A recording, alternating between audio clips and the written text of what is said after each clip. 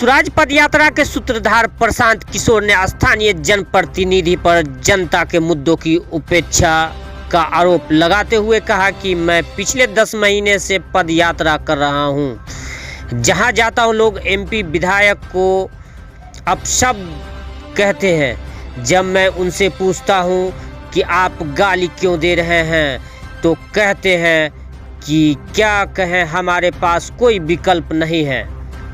मुझे समझ नहीं आता कि जब विधायक संसद काम नहीं कर रहे हैं तो ये 3 से 4 बार जीत कर कैसे आ रहे हैं। समस्तीपुर में जो संसद है उनके बारे में लोग बताते हैं कि उनका किसी ने चेहरा भी आप चाहते हैं कि हमारी आवाज़ आप तक पहुंचे तो हमारे चैनल को सब्सक्राइब जरूर करें। नमस्कार। जहां पर जाइए लोग विधायक को एमपी को गालियां दे रहा है। फिर हम लोगों से पूछते हैं कि अच्छा भैया आप इतना नाराज हैं तो ये जीत क्यों रहे हैं, तो कहता है क्या करे भैया विकल्प नहीं है, इन्हीं को देना पड़ता है।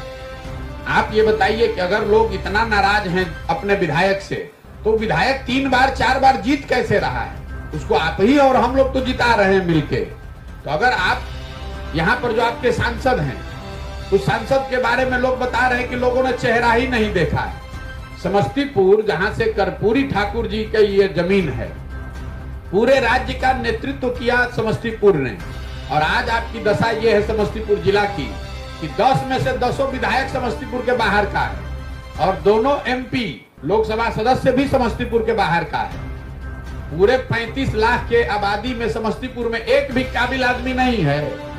अगर आप वैशाली के मुजफ्फरपुर आदमी को के वोट दीजिएगा, उसको क्या मतलब है समस्तीपुर से। आया वोट लिया चला गया। आपने वोट दे दिया मोदी जी का चेहरा देख के, आपने वोट दे दिया कि रामविलास पासवान जी का परिवार के इसलिए दे दिए। तो भाई वोट तो आपने अपने काम के लिए दिया नहीं, तो जिस चीज के लिए आपने वोट दिया नहीं है वो होगा कैसे। जिसको आपने वोट दिया है उसको भी मालूम है कि आप तो काम के लिए नहीं वोट दिए हैं। आप तो हिंदू बन के वोट दिए, आप तो जात के लिए वोट दिए। आपने इसलिए वोट दिया कि उनके बाबूजी लालू प्रसाद यादव जी हैं कि रामविलास पासवान जी हैं।